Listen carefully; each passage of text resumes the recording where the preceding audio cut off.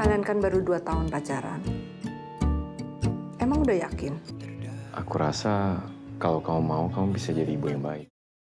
Kamu yakin mau nikah sama Erwin? Mama nih sebenarnya ngerestuin apa enggak sih?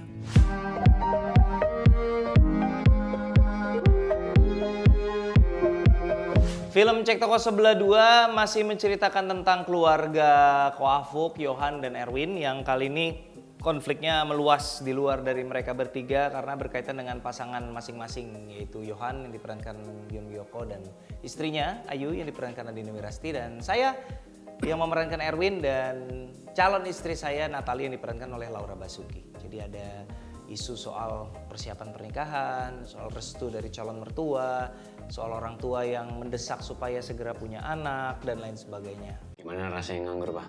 Bisa bangun siang, bisa mancing sepuasnya. Cuma satu yang kurang. Apa tuh? Gendong cucu. Benang merahnya masih menjaga marwah, salah nggak gue menggunakan Ya, katanya? boleh. Boleh Jaga ya? marwah Boleh kan ya? keluarga Cek Toko Sebelah. Iya gitu.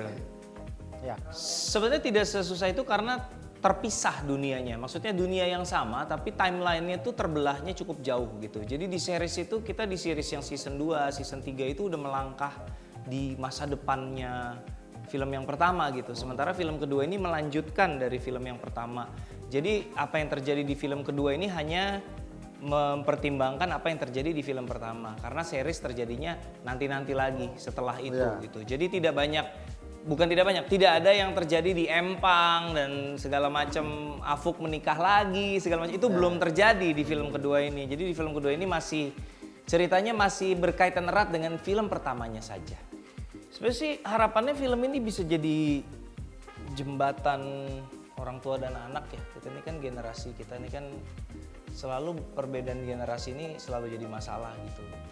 Saya merasa orang tua saya kolot, mungkin anak saya merasa saya kolot gitu. Akan selalu ada gap ini tuh selalu ada gitu. Jadi saya berharap film ini bisa menjadi jembatan untuk merasakan perspektif satu sama lain.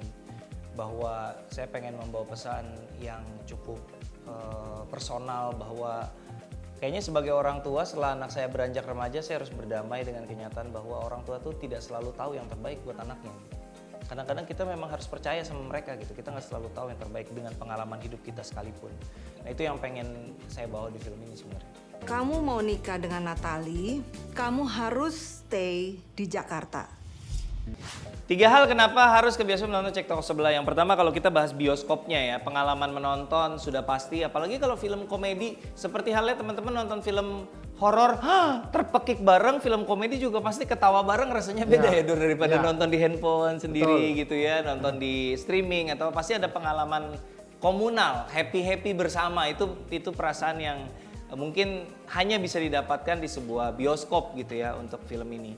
Yang kedua, karena ini adalah sebuah sequel dari karya yang buat aku pribadi sangat monumental, sangat historis, sangat mengandung banyak sekali nostalgia, dan kita kerjakan dengan sebaik mungkin. Semoga bisa bernostalgia bersama juga, terutama buat teman-teman yang sudah mengikuti Cek Toko Sebelah yang pertama. Dan yang terakhir, ini adalah pertama kalinya saya bikin komedi lagi setelah terakhir bikin komedi itu 2019. Jadi 3 tahun kemudian nih baru bikin film komedi lagi. Jadi rasanya kangen banget bisa akhirnya setelah Imperfect 2019 Desember bisa kembali menyuguhkan sebuah drama komedi lagi gitu. Senang banget. Wah, anak. Hah? Dengan siapa? Anak dari gua. Cucu. 3 hal yang teman-teman membuat teman-teman harus nonton CTS 2 di bioskop adalah: yang pertama, hanya di bioskop teman-teman bisa lihat muka saya besar sekali. Iya sih. Besar segini. Teknis ya. Besar sekali. Itu teman-teman. Kita ada shot close up lagi sih. Iya, hanya bisa teman-teman bisa lihat di bioskop, bulu-bulu hidung saya apa segala macam.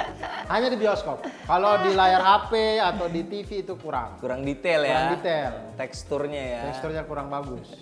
Yang kedua, Dolby Surround. Dolby Surround. Dolby Surround. Surround. Jadi suara dari mana-mana gitu. Suara saya kadang-kadang dari telinga kanan doang, teman-teman bisa dengar. Kadang dari telinga kiri doang. Nah itu bagus. Iya. Dan yang ketiga, nonton di bioskop tuh dia sekalian rekreasi gitu untuk keluarga Iya. itu tuh Apalagi musim liburan ya. iya perjalanan dari rumah ke bioskop, apa yang terjadi di bioskop kemudian pulang itu tuh hal yang healing untuk keluarga menurut saya. Jadi nonton di bioskop. Selesai nonton bisa diobrolin Betul. sambil makan. Betul, itu tidak bisa didapat kalau kita nonton di rumah. Iya. Nonton di bioskop tuh ada waktu yang kita bisa menghabiskan untuk saling berkomunikasi. Itu sih.